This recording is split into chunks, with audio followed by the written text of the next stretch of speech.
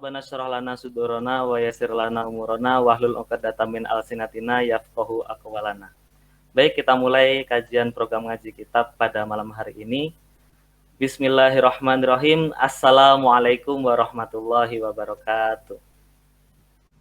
Alhamdulillahilladzi hadana li hadza wa ma kunna linahtadiya laula an hadanallah.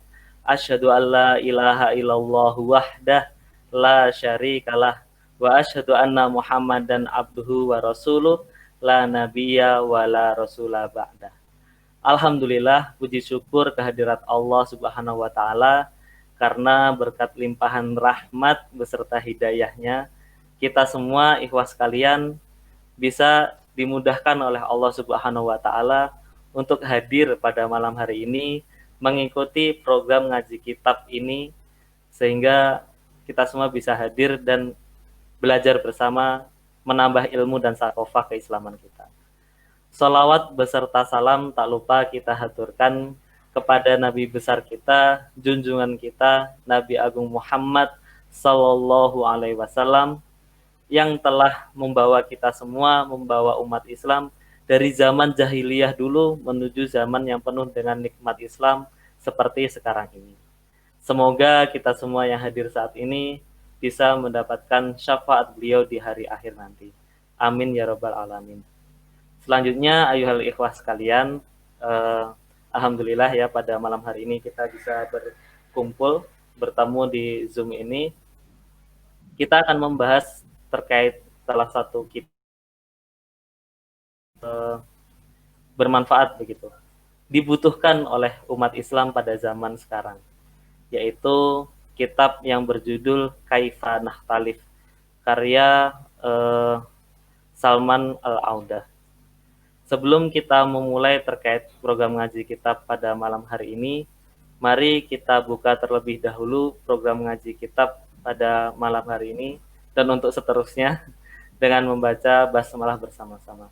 Bismillahirrahmanirrahim. Agar lebih afdal juga kita baca surat Al-Fatihah seperti itu. Al-Fatihah. A'udzubillahi minasyaitonirrajim. Bismillahirrahmanirrahim. Alhamdulillahirabbil alamin arrahmanirrahim maliki yaumiddin iyyaka na'budu wa iyyaka nasta'in ihdinas siratal mustaqim siratal ladzina an'amta 'alaihim ghairil maghdubi alaihim waladdallin. Amin amin ya rabbal alamin. Semoga dengan doa-doa kita, dengan keistiqomahan kita, dengan keikhlasan kita, program ngaji kitab pada malam hari ini bisa berjalan dengan lancar, diridhoi oleh Allah Subhanahu wa taala dan kita mendapatkan manfaatnya. Selanjutnya sedikit ingin mengenalkan kitab yang akan kita bahas pada malam hari ini. Ada satu berkaitan dengan Kaifa Nakhtalif ini ya. Ada salah satu semacam ucapan seperti itu yang pernah dikatakan, yaitu hadis ya, meskipun derajatnya saya kurang tahu, yaitu karena fi ikhtilafi ummah rahmah, bahwasanya sesungguhnya di perbedaan umat itu adalah rahmat, perbedaan umat itu adalah rahmat. Tentu kita boleh berdiskusi terkait bagaimana sih berbeda di dalam hadis ini. Apakah yang dimaksud adalah perbedaan sampai perbedaan yang menyeluruh seperti perbedaan agama dan seterusnya. Nah, maka dari itu diperlukan salah satu pemahaman yang menyeluruh terkait dengan apa saja perbedaan yang ada di dalam umat Islam. Pun juga perbedaan-perbedaan itu tidak semestinya bersifat saling bertentangan gitu. Ada suatu ungkapan juga, yaitu saking kolotnya orang ketika berbeda, itu ada ungkapan man laisa ma'i fahuwa diddi, bahwa orang yang tidak bersama saya maka dia berarti lawan saya. Nah, ini sering kaidah yang seperti ini berada di dalam kalangan umat Islam, selalu membedakan kelompok-kelompok bahkan sampai bertentangan dan seterusnya. Maka dari itu, semoga dengan mengaji kitab Kaifa Nakhtalif yang disusun oleh Salman Al-Audah pada malam hari ini bisa memberikan pandangan kepada kita, memberikan ilmu kepada kita sehingga kita semua bisa mengerti dengan baik. Selanjutnya saya juga ingin memperkenalkan Ustadz yang akan membimbing kita terkait dengan eh, program ngaji kita pada malam hari ini, yaitu Ustadz Denis Arifandi Fatih Satwi. Eh, Ahlan Ustadz.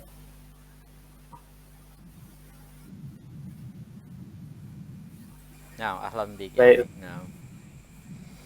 baik, insya Allah kita akan dibimbing oleh beliau. Kepada para peserta, diharapkan yang pertama, sebelum kita mulai dengan betul ya, untuk pertama ada beberapa aturan yang perlu dibacakan, yaitu buat ikhwan dipersilahkan untuk menyalakan kamera, dipersilahkan untuk menyalakan kamera sebagai bentuk adab kita terhadap ilmu pada malam hari ini.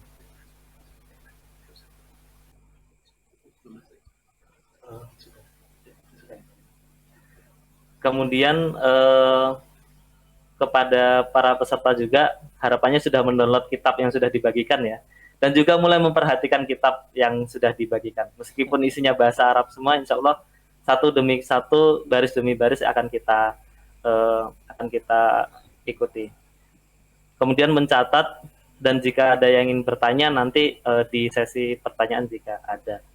Mungkin itu yang bisa kami sampaikan. Selanjutnya kita akan mulai bersama Ustadz Denis Arifandi. Kepada Ustadz kami persilahkan.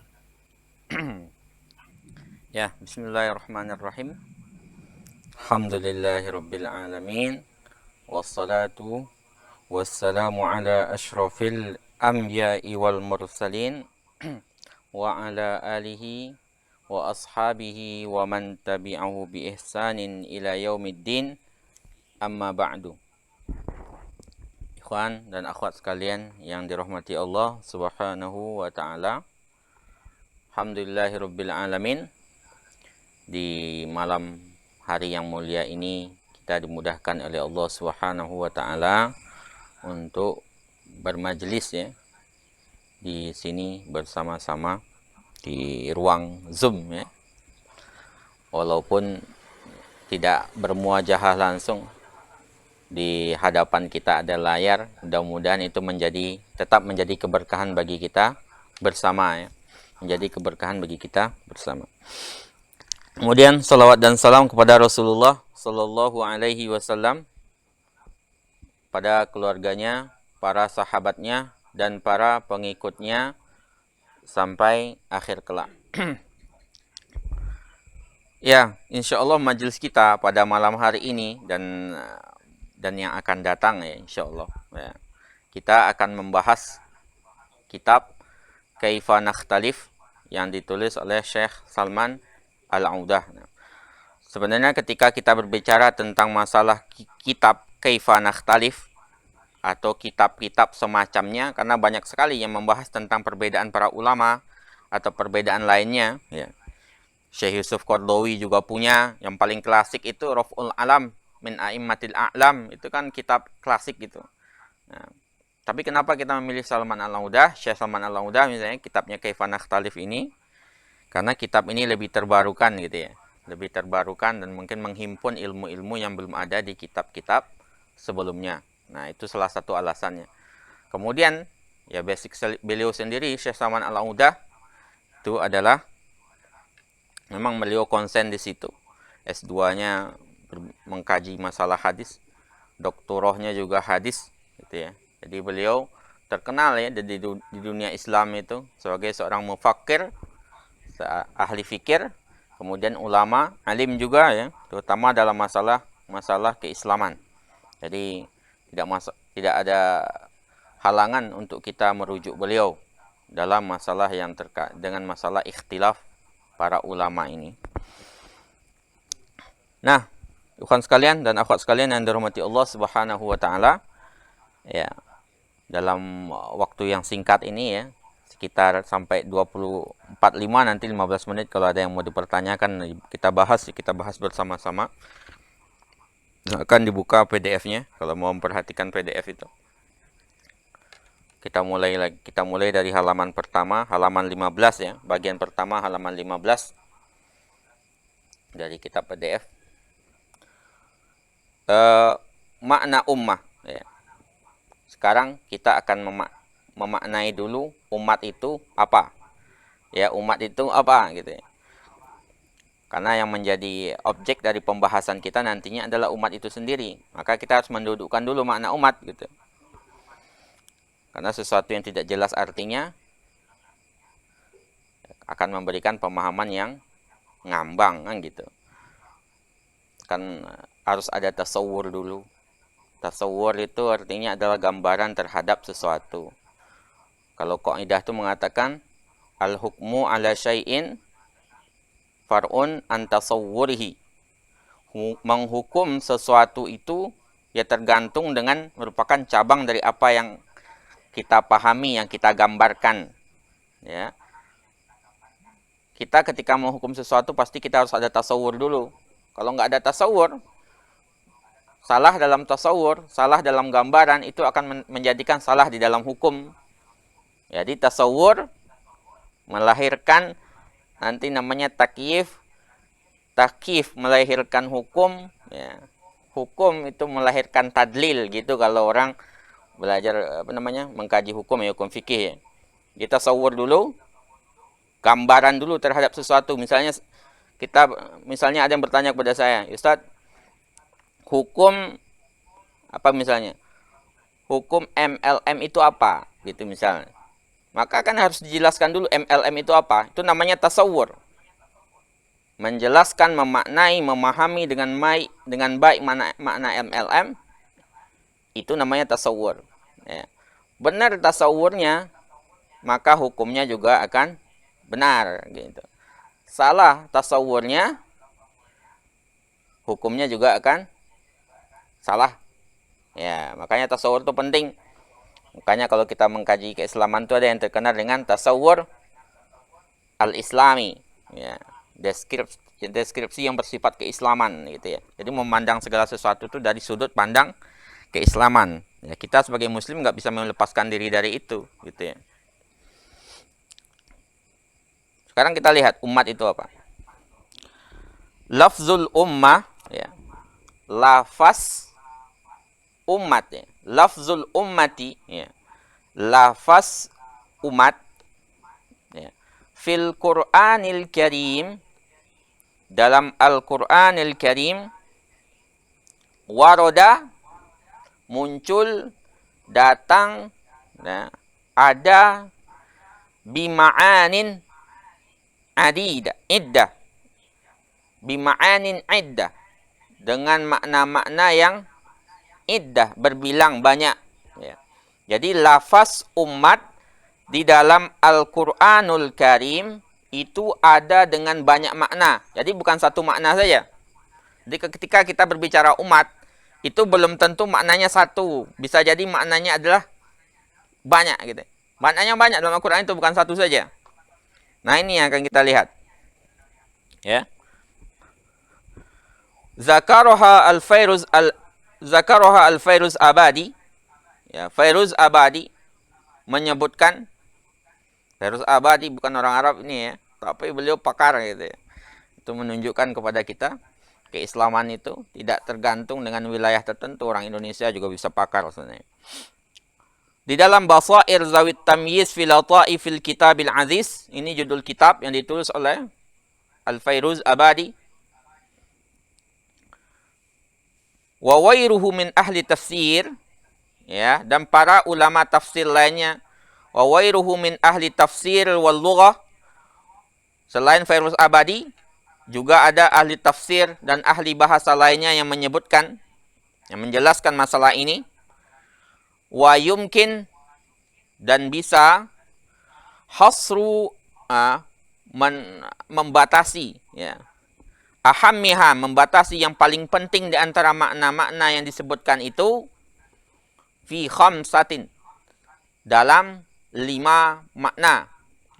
Jadi Al-Quran itu banyak maknanya muncul ditulis oleh para ulama, mulai dari Fairuz Abadi, ya, dalam kitabnya Basair tadi, dan banyak para ulama lainnya seperti Al-Qurtubi, Ibnu Katsir, ya, Syaukani, itu semuanya menjelaskan, kemudian dirangkum sama Syekh Saman Al-Audah dalam kitabnya ini menjadi 5 makna yang utama. 5 makna yang utama. Pertama, ummah bimakna imamin au qudwatin. Pertama, ummah dengan arti qudwah. Imam atau qudwah. Jadi ketika menyebut makna umat, makna pertama di dalam Al-Quran itu adalah dengan makna, dengan arti imam atau qudwah. Nah, apa dasarnya? Ya, apa dasarnya? Kita lihat ya. Kama fi qaulihi ta'ala, sebagaimana terdapat dalam firman Allah Subhanahu wa taala surat An-Nahl ayat 120. Inna Ibrahima, sesungguhnya Ibrahim, yaitu Nabi Ibrahim, kana ummatan, beliau adalah umat. Padahal Nabi Ibrahim satu, berarti bukan banyak orang. Karena ketika kita berbicara umat, biasanya yang kita pahami apa? Banyak orang, kan gitu. Pasti itu yang terlintas dalam pikiran kita ketika berbicara umat. Padahal tidak lazim. Makna pertamanya itu adalah imam atau qudwah. Inna Ibrahim kana ummah, sesungguhnya Ibrahim itu adalah umat. Nah, umat di sini itu bukan umat kumpulan orang artinya. Tapi cuman Ibrahim toh, Nabi Ibrahim saja, satu orang.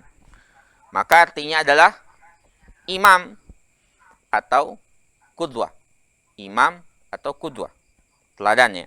Nanti bedakan juga antara qudwah dengan uswah ya. Bedakan itu. Qanitan lillahi, ya, qanitan, beribadah kepada Allah Subhanahu wa taala. Hanifan, ya, hanif orangnya. Walam yaku, hanif itu kan terkait dengan tauhid ya. Walam yaku minal musyrikin, dan beliau bukan orang-orang yang musyrik. Jadi Ibrahim cuma satu kata saja, tapi beliau bermakna imam atau qudwah, teladan. Fa makna ummah, makna umat huna di sini qudwatun fil khairi, teladan dalam kebaikan. Qudwah, teladan. Uswah, ya. Sebagian itu membedakan antara qudwah dengan uswah itu. Kalau qudwah itu pasti dalam kebaikan. Kalau uswah itu bisa kebaikan dan bisa keburukan. Laqad kana fi Rasulillahi uswatun hasanah, kayak gitu. Itu dari situ diistimbatkan sebagian orang. Berarti uswah hasanah dari Rasulullah, berarti yang jelek itu ada di juga uswah gitu, teladan orang di dalam keburukan gitu ya. Mengajarkan keburukan kepada orang lain dengan perbuatannya menjadi uswah keburukan dia. Uswah sayyi'ah. Ya. Nah, makanya qudwah itu terkait dengan kebaikan semuanya. Kalau uswah, sebagian para tafsir itu mengartikan khairi wa syarr, hasanah wa sayyi'ah ya. Baik dan buruk. Dan ummah ini terkait dengan qudwah. Semuanya adalah kebaikan. Ya, semuanya adalah kebaikan. Sebagaimana dinukil, kama nukila, sebagaimana dinukil ya, an aksaril mufassirina wassalaf, dari sebagian besar ahli tafsir dan para salaf. Ya. Ini menunjukkan kepada kita ketika kita berbicara umat ya, maka kita berbicara masalah keteladanan. Ya, berbicara masalah keteladanan dan berbicara masalah kepemimpinan imam ya, terdepan. Makanya misalnya Imam Raghib Al-Asfahani itu menjelaskan ada 3 al-maqasid al-asasiyah lil mukallafin. Ada 3 tujuan pokok, maksud pokok dari mukallafin, kata Raghib Al-Asfahani. Ada 3.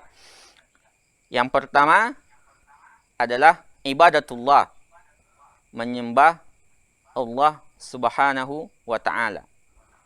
Wa ma khalaqatul jinna wal insa tidak aku ciptakan jin dan manusia illa liya'budun, kecuali untuk menyembah.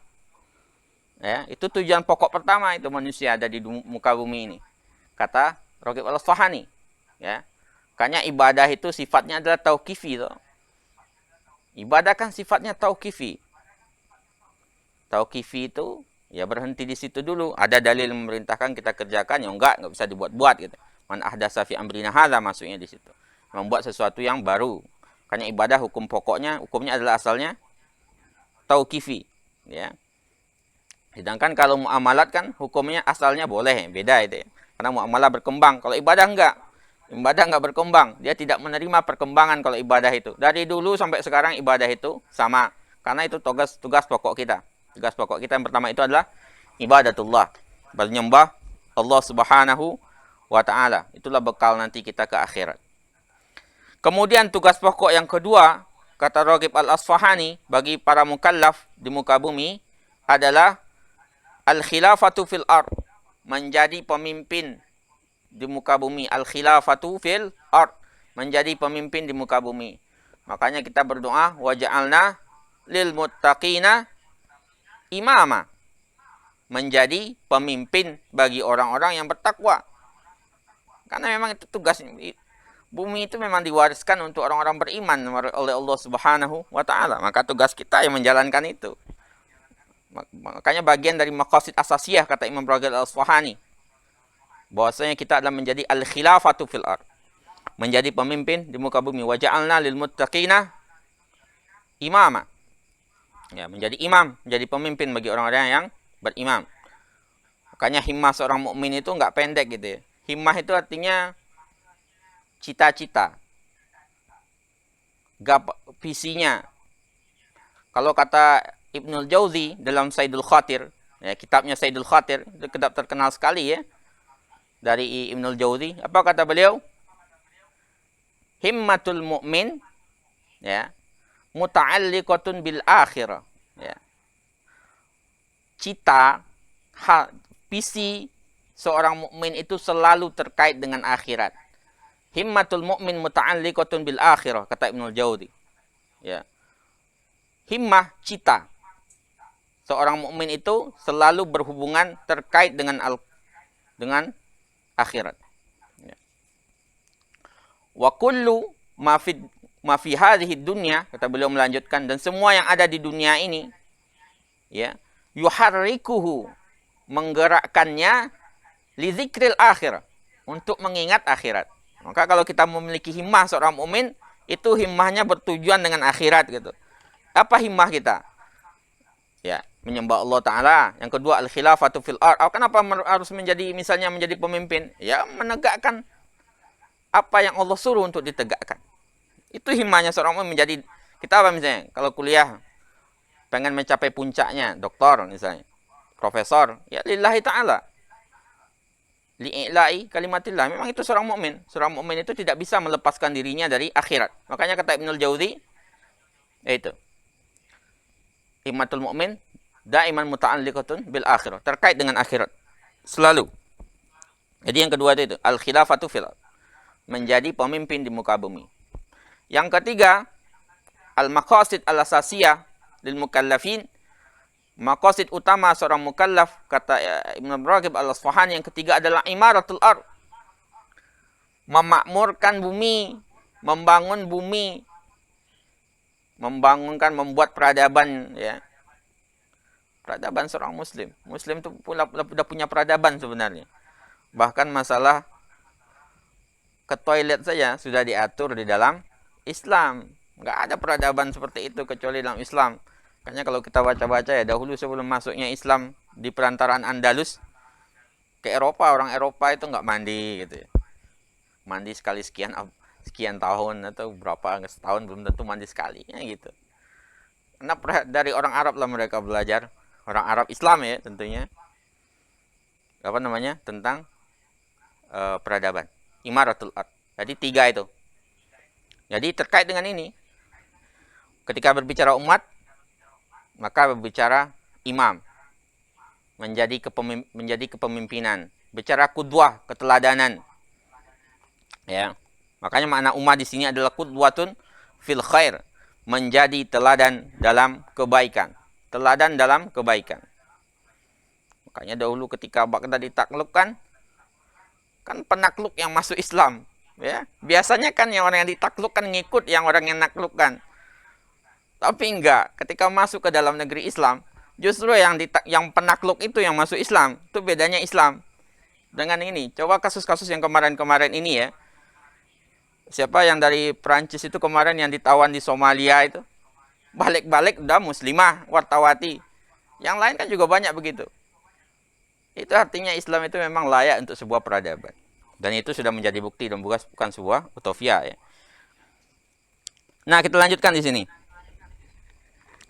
Wa yajuzu an yakuna al-ma'na ya, annahu kana ummatan wahdahu. Bisa jadi juga ya, maknanya adalah bahwasanya Ibrahim itu adalah umat satu-satunya. Umat satu-satunya. Li'annahu, sebab beliau itu lam yakun fil ardi mu'minun siwahu. Tidak ada orang beriman di muka bumi selain beliau. Beliau ini kan sering kita kenal sebagai simbol dari ketauhidan. Ya, ya bapaknya tauhid ya. Ya. Itu kita kenal dengan Nabi Ibrahim alaihissalam. Ya, Ibrahim alaihissalam. Kan tadi itu kita lihat juga itu dari ayat surat An-Nahl 120 itu. Ibrahimah qanitan lillahi hanifan. Hanifan ya, ada istilahnya al-hanif fit tauhid wat tasamuh fil amal ya. Samhah fil amal ya. Hanifan fi al-hanif fit tauhid wa as-samhah fi fil al-amal ya. Kalau dalam tauhid itu hanif lurus, kalau dalam beramal tasamuh artinya enggak memberatkan diri dalam beramal sampai melampaui batas seharusnya. Dan Ibrahim itu adalah simbol ketauhidan. Ya, ramzunya beliau, ramzu tauhid, simbol ketauhidan itu ada pada diri beliau. Makanya beliau disebut ummatan qanitah. Walaupun beliau cuma satu-satunya ketika itu disebut sebagai teladan dalam kebaikan. Nah, itulah yang dipahami dari Ibnu Abbas. Hadza jaa an Ibnu Abbas, ini adalah riwayat dari Ibnu Abbas radhiyallahu anhuma. Kemudian juga dari Sa'id bin Jubair ya, dan selain keduanya. Ya, bahwasanya makna umat di sini adalah ya, karena beliau ketika itu cuma satu orang yang beriman. Ya, tapi simbolisasi di sini adalah ya, simbolisasi bahwasanya beliau itu adalah ahli tauhid, bahwasanya beliau ada simbol dari umat itu sendiri. Kemudian wa qala Farwah bin Naufal al-Ashja'i. Ya. Farwah bin Naufal al-Ashja'i berkata, qala Ibnu Mas'udin radhiyallahu anhu. Ya. Ibnu Mas'ud radhiyallahu anhu mengatakan, apa kata beliau? Inna Mu'adzan, sesungguhnya Mu'adz, ini maksudnya adalah Mu'adz bin Jabal. Ya. Inna Mu'adzan kana ummah. Mu'adz itu adalah umat. Ya. Qanitan lillahi, yang menyembah Allah Subhanahu wa taala, hanifan, lurus gitu ya, lurus. Fakultu fi nafsi. Ya. Saya berkata di dalam diri saya sendiri ya, berbisik dia. Ini yang bercerita saya Farwah bin Naufal al-Ashja'i ketika dibaca seperti itu. Kan aslinya inna Ibrahim kana ummah.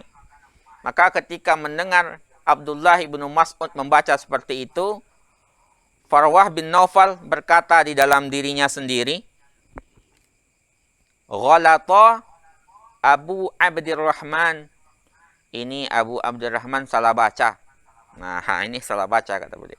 Karena enggak biasanya itu bacanya adalah inna Ibrahim kana ummah. Sebagaimana di dalam surat An-Nahl ayat 120 tadi.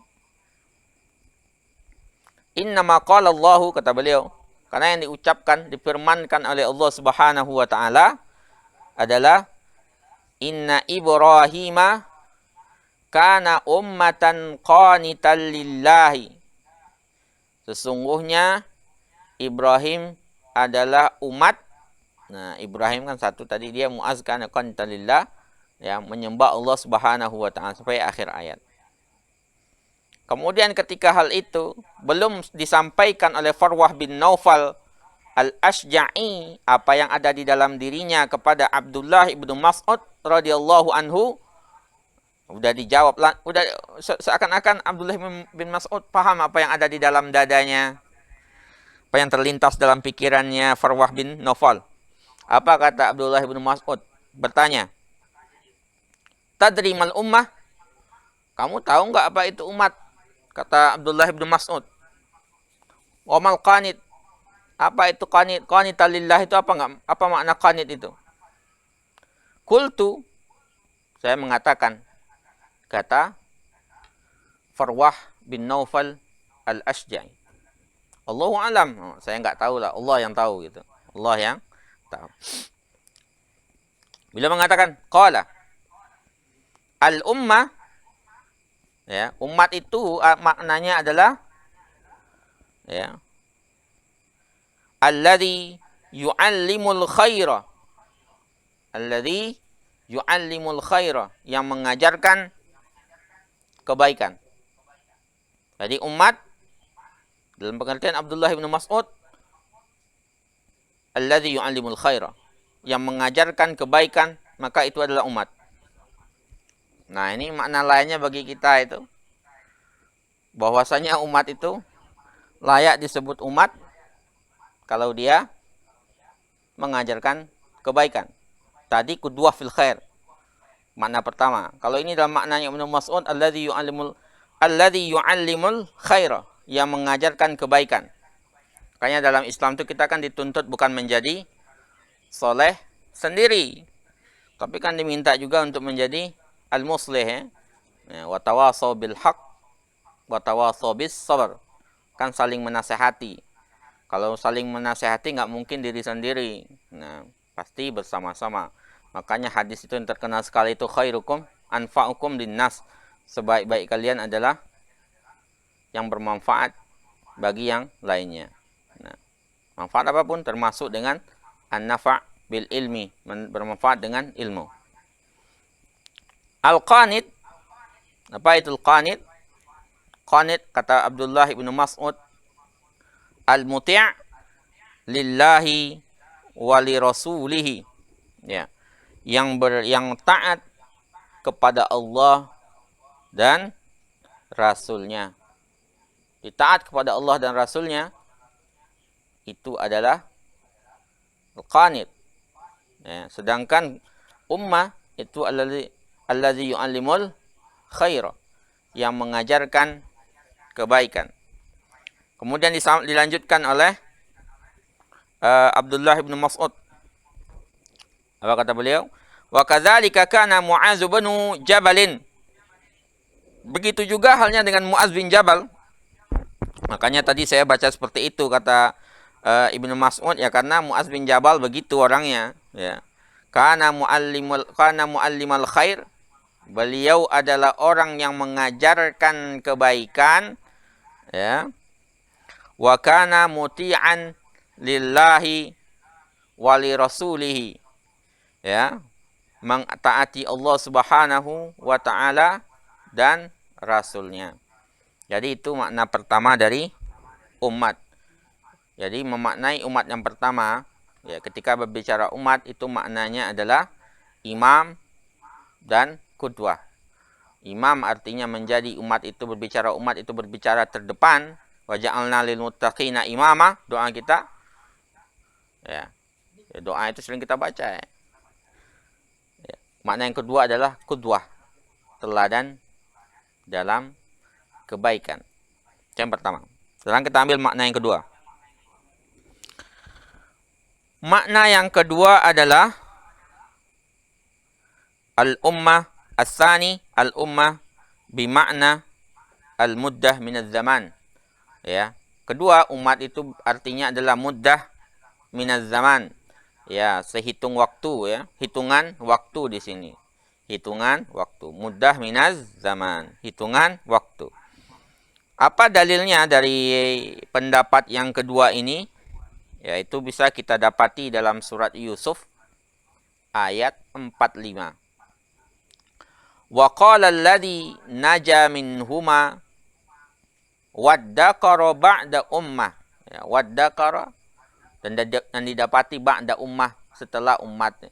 Ba'da ummah di sini bukan umat kumpulan orang, tapi maknanya adalah ai ba'da zamanin, setelah zaman, setelah beberapa waktu, ya. Wa qala alladziina naja minhuma, dan berkata orang yang selamat dari keduanya, ya, ini cerita Nabi Yusuf, ya.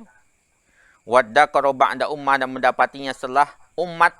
Setelah umat di sini bukan setelah kumpulan orang, ya, tapi maknanya adalah ai ba'da zamanin, setelah beberapa waktu, ya.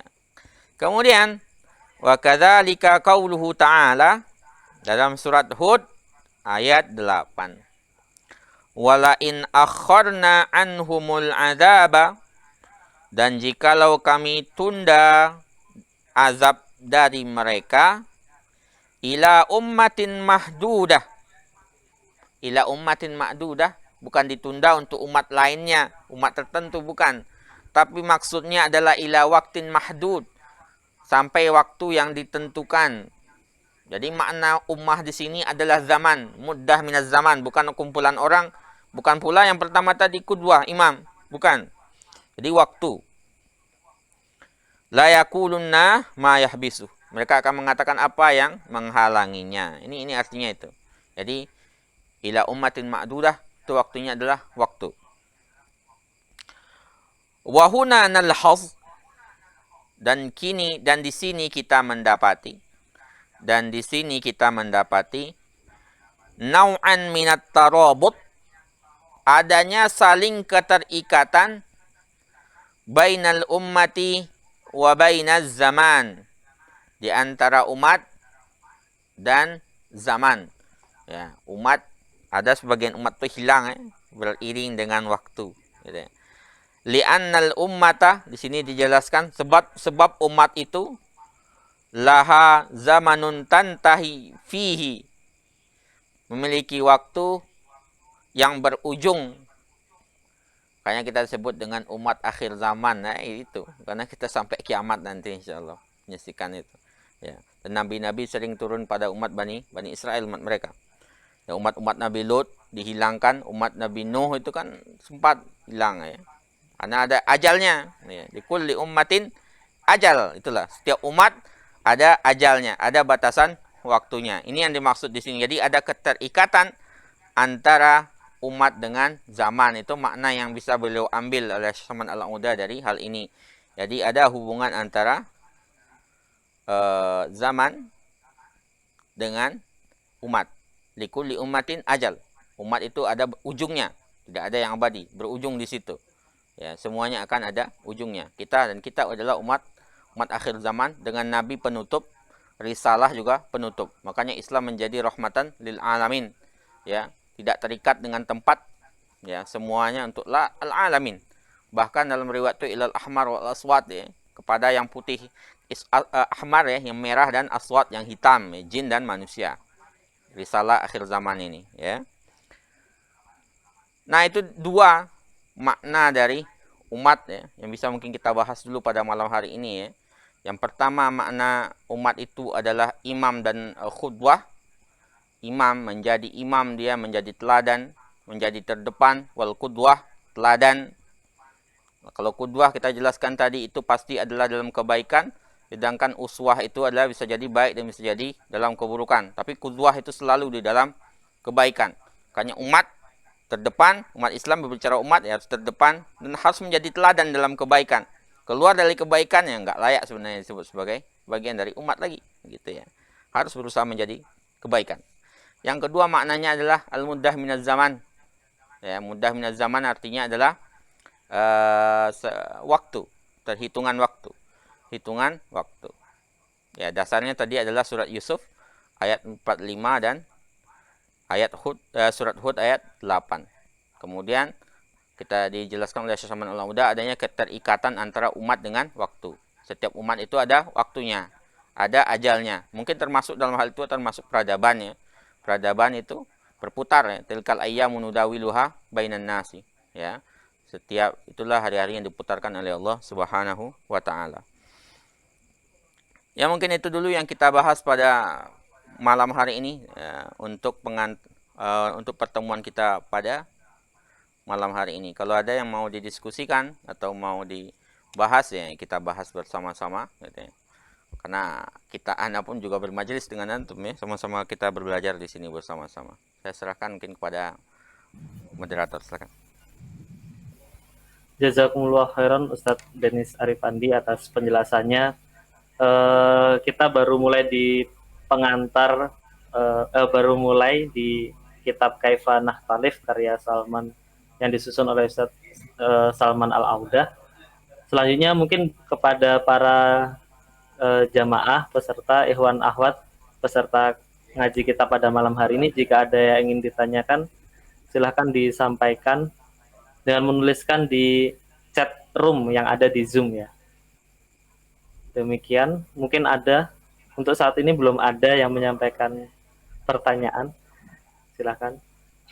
Atau mungkin ada yang kolom kitabnya belum diharokati, belum selesai, nah silakan.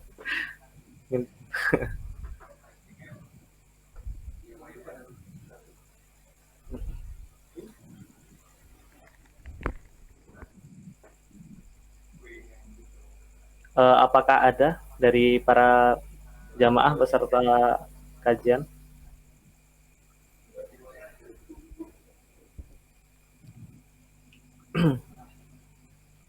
Mungkin sedikit mengulang sambil menunggu terkait pertanyaan dari para peserta. Lagi-lagi untuk bagi para peserta ngaji kitab yang ingin bertanya, silahkan menuliskan di kolom di chat room ya, yang ada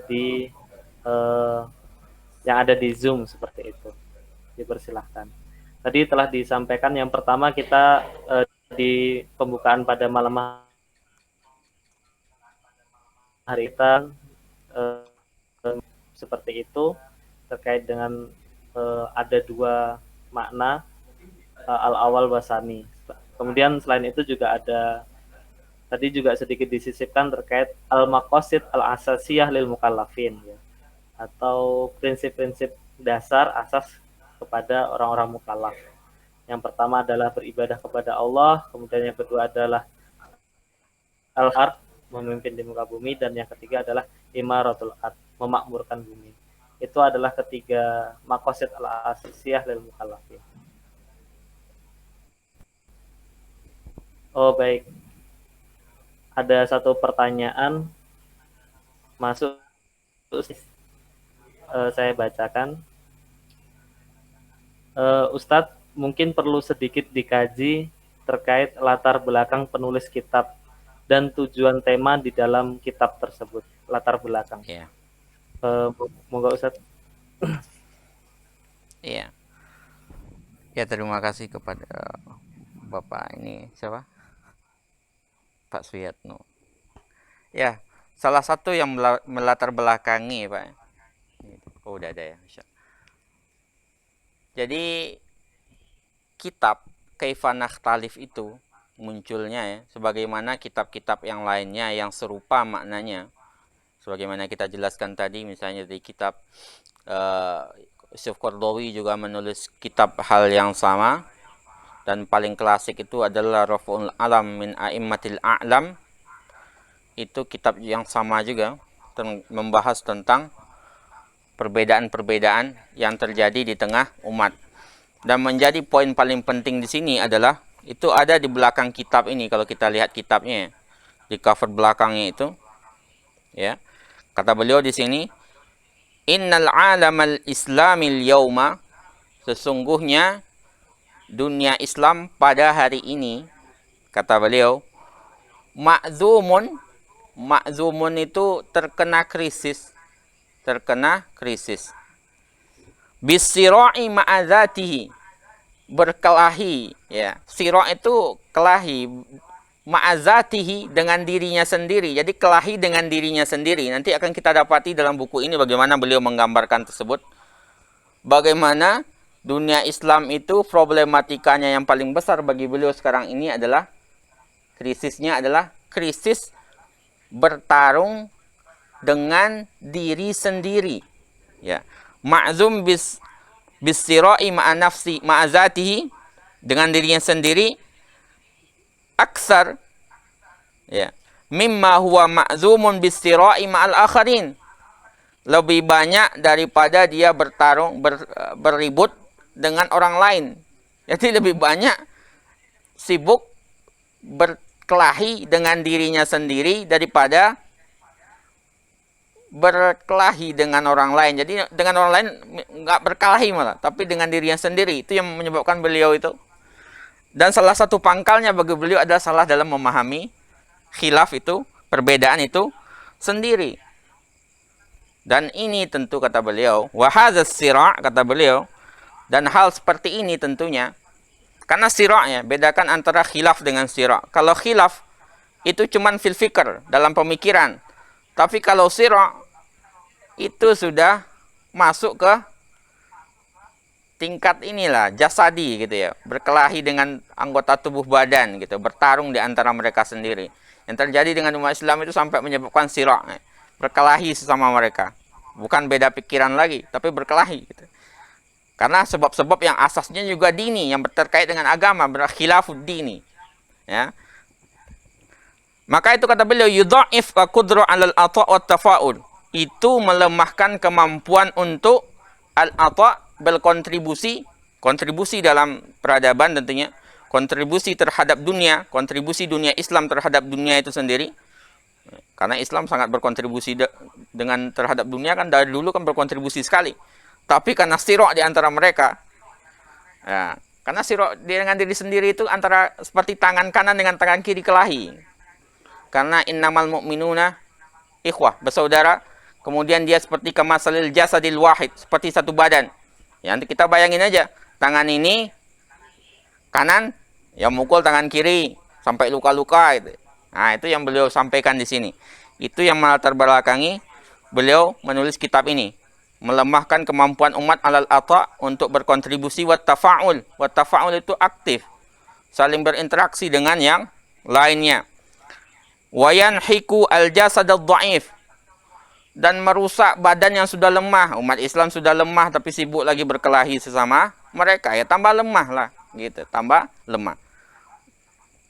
Maka beliau dalam kitab ini, itu sedikit gambarannya, pengen mendudukkan masalah itu agar tidak salah dalam memahami.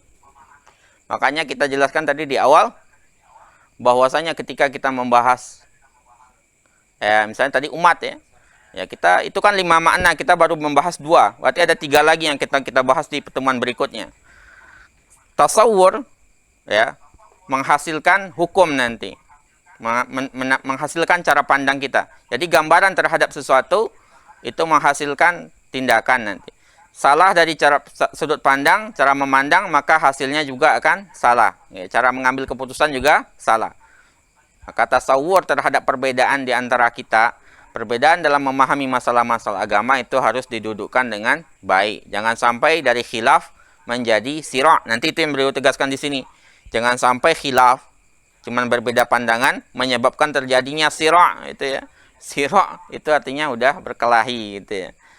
Oh, umat sudah lemah, bertambah lemah.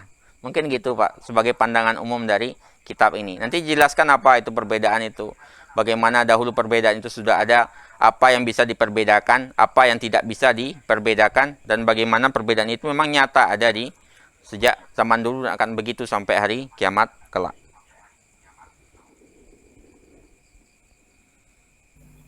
Oke, mungkin begitu. Jazakumullah khairan Ustaz. Semoga menjawab pertanyaan dari ini Prof. Setiabudi dan juga Pak Suyatno. Selanjutnya ada beberapa pertanyaan lagi. Mungkin saya pilih salah satu lagi untuk dijawab langsung, yaitu dari Wildan Al-Firdaus. Afwan izin bertanya, bolehkah sebuah kelompok mengklaim dirinya sebagai khairu ummah? Itu pertanyaannya. Ya. Ya, apakah bisa sebuah kelompok mengklaim dirinya sebagai khairu ummah? Kita akan melihat nanti ya di halaman berapa nanti. Kita akan memahami makna khairu ummah yang dijelaskan dalam ayat tersebut ya, kuntum khairu ummatin ya. Kita akan melihat apa khairu ummah yang dimaksudkan di dalam ayat tersebut ya. Bagaimana pandangan Umar ya terhadap hal tersebut. Dan kita memang sudah ditetapkan ya, karena terkait dengan kuntum. Kuntum itu kan orang terdahulu nanti. Bukan fi'il mudhari itu ya. Itu fi'il madhi. Nah, kuntum dahulu kalian. Nanti kita akan bahas di situ. Insyaallah. Maka jawabannya adalah ya datang lagi minggu depan insyaallah. Karena mengklaim tentu tidak boleh yang klaim. Bahwasanya kita mengklaim tentu harus karena kita memang khairu ummah sebenarnya.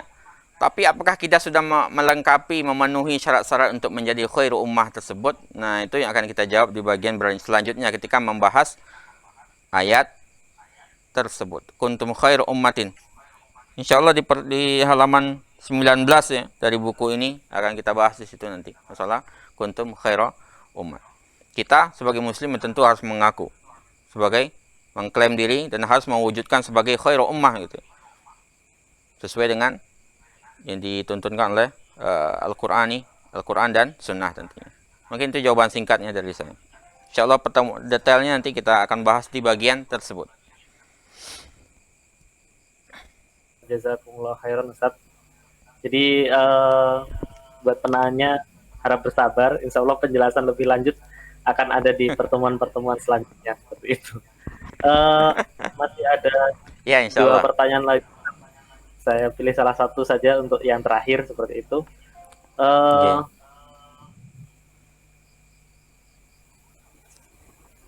Ini dari Omah Ngaji Jogja. Kalau menyimak penjelasan Ibnu Mas'ud tentang Mu'ad bin Jabal tadi, apakah kualifikasi pribadi yang setara dengan umat bisa juga tersematkan kepada setiap muslim yang mengajarkan kebaikan? Atau hanya pada Nabiullah Ibrahim dan sahabat Mu'ad saja? Nah, bagaimana Ustaz? Ya, semua kita berpotensi dan harus menjadi mewujudkan sifat umat terbaik tersebut gitu. Hanifan. Hanif itu artinya adalah lurus dalam bertauhid gitu. Lurus dalam bertauhid. Di tauhid kita dibenarkan. Jangan sampai tauhid kita juga jauh daripada jauh antara api dengan panggang gitu ya.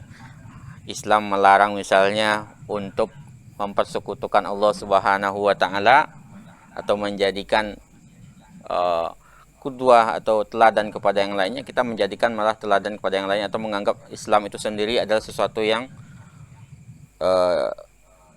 tidak layak ya. Tidak layak untuk zaman sekarang misalnya. Ya, itu berarti kan kita ragu dengan keislaman kita. Makanya istilahnya siapa? Dr. Aid Al-Qarni, ketika kita menyandang gelar diri seorang muslim itu punya konsekuensi. Ya, makanya kitab seperti Maza yakni intima'i lil Islam itu penting sebenarnya dibaca yakni maksud saya berintima, bernasab kepada Islam itu. Enggak mungkin kita bernasab kepada Islam tapi kita tidak memiliki kontribusi terhadap Islam itu sendiri, kan gitu. Ketika seseorang misalnya mengaku saya anggota misalnya partai tertentu, kemudian dia cuman ngaku-ngaku saja, nggak pernah berkontribusi, nggak mau orang yang partai yang diakui tak, nggak mau gitu. Sama kayak misalnya ngaku bagian dari keluarga A, keluarga fulan, tapi ngaku-ngaku aja, nggak pernah berkontribusi, nggak mau dia. Harus ada kontribusi. Maka penyematan itu ya, mengandung konsekuensi. Kita mengaku Islam, konsekuensinya ada hak dan kewajiban, gitu. Tidak ada paksaan memasuki Islam, tapi ketika memasuki Islam ada hak dan kewajiban. Maka setiap kita berpotensi ya untuk menjadi umat terbaik dengan akidah yang hanif ya. Hanifan, lurus, tidak dirasuki oleh virus-virus akidah itu. Ya kan, fa'lam annahu kan gitu. Fa'lam annahu la ilaha illallah. Akidah itu harus diilmui sebenarnya. Fa'lam itu. Ilmu itu kan pangkal itu. Ada Allah yang ala basiratin. Ya, saya meneru pada Allah ala basirah dengan ilmu. Ya. Kayaknya kita ilmu menuntut ilmu itu kan minal mahdi ilal lahdi. Tidak ada kata malas di situ. Termasuk juga qanitan lillah. Sifatnya Muaz dan Ibrahim, Nabi Ibrahim alaihissalam. Qanitan lillah itu kan muti' lillahi wa rasulihi, mentaati Allah dan Rasulnya.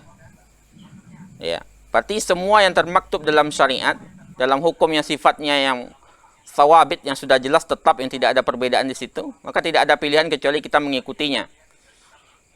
Karena syariat itu adalah muhkam, ditetapkan. Ya. Syariat itu pasti mulzim, mewajibkan kita untuk melaksanakannya. Kadang-kadang yang selainnya adalah syahwah muttaba'ah, ya, atau hawan muttaba', hawa nafsu yang diikuti. Selain itu namanya syariah itu berarti wahyun mulzim, wahyu yang dilazimkan bagi kita. Berarti kita berpotensi untuk menjadi seperti Muaz bin Jabal, ya, untuk menjadi soleh seperti Nabi Ibrahim, karena memang kita diperintahkan untuk berkudwah kepada mereka, berkudwah kepada Rasulullah SAW.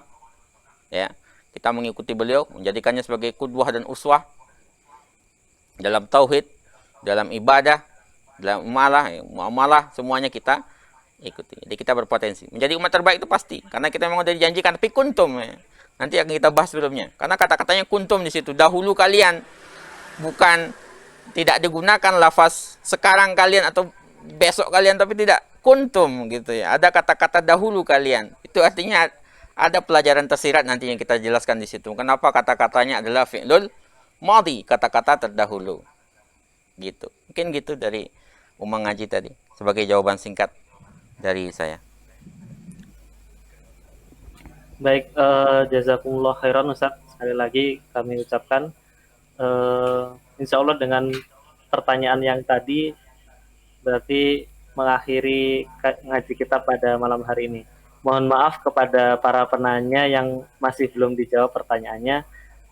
Harap bersabar, insya Allah masih ada pertemuan-pertemuan selanjutnya.